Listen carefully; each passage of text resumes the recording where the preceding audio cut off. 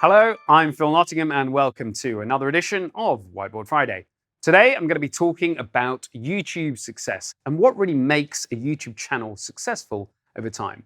Now, there's a framework that I call the 4 S's of YouTube success, which I'll use with any new client or any company I'm working with to kind of determine how we're doing in terms of YouTube overall. Now, essentially, YouTube works as a recommendations engine for video content. And there's lots of different ways in which you can generate views from the platform itself. And what you have to do to be successful is to make sure that you are generating views from lots of different aspects of that platform rather than relying on just one or two. And so within this, there is, I think, 4 different quadrants broadly that we can think of in terms of how we are generating views. And the first is one I will call subscribers. Now, subscribers are obviously a very important part of the YouTube ecosystem. They're really the thing that drives channels to greatness over time. If you can get people to subscribe to your channel, keep watching your content, that's how you're going to really win. But the way in which YouTube recommends subscriptions is slightly more complicated than that. Obviously, you have the subscriber feed in YouTube itself. So when people go to the YouTube platform, load up the app, if they subscribe to your videos, they're going to get that content within their feed. They also may get notifications on their mobile device or in other areas. But most critically, the way in which you tend to get views from your subscribers is through the YouTube homepage.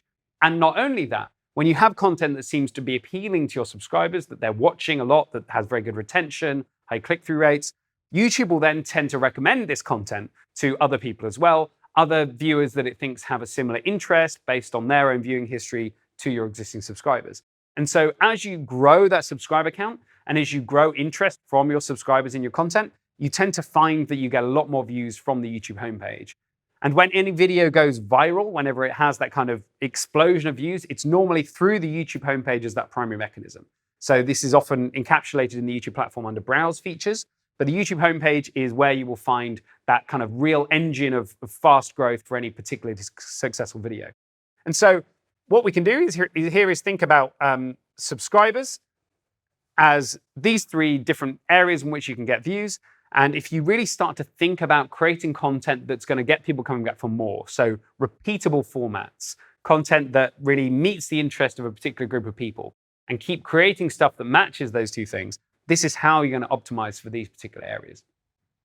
The second way in which you can generate views is through another S, which is suggested.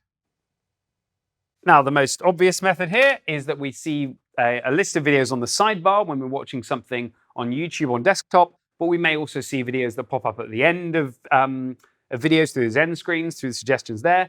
And of course, in things like playlists, we may also get suggestions as well. So here through the YouTube ecosystem is how we're going to get views from the suggested kind of bucket.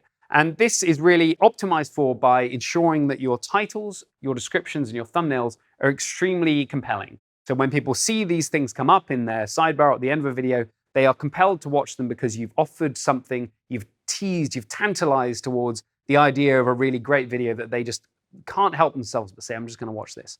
And so this is really about optimizing those meta elements as effectively as you can, and also creating things that have that hook, that real interest in a sort of editorial sense. They're going to capture the interest of people who probably aren't familiar with your channel, but nevertheless are interested in what you might have to say. The third is search. Now, obviously, YouTube search is a big part of the ecosystem, but also Google search, because YouTube videos, often if they are ranking very well on YouTube search, can rank on Google search as well, and you can generate a lot of different views from both channels, sometimes even Google search more than YouTube search. But here, it's really about creating content that captures that latent demand. It's not really just about putting keywords in the title or anything like that. It's about making sure that you are working out where the demand is in the market and creating content to capture that. So this requires some research, it requires some understanding of what your audience is looking for, and really doing a good job to build stuff that really captures the interest where that existing demand is. So that's search. And then lastly, we have the 4th S, which is Shorts. Now, Shorts is part of the YouTube ecosystem. It's its own sort of separate thing that sits alongside the core YouTube longer form videos, but they interrelate in an interesting way, because not only can you get views from the Shorts feed itself, from where people log through and they're clicking, similar with TikTok or Instagram, and they get the short form vertical video. So you obviously have that method of discovering your content if you've created content for shorts. But you also have related shorts where you can tie a short video to a longer form video and then really think about it in terms of being a clip or a trailer that advertises that longer form piece of content.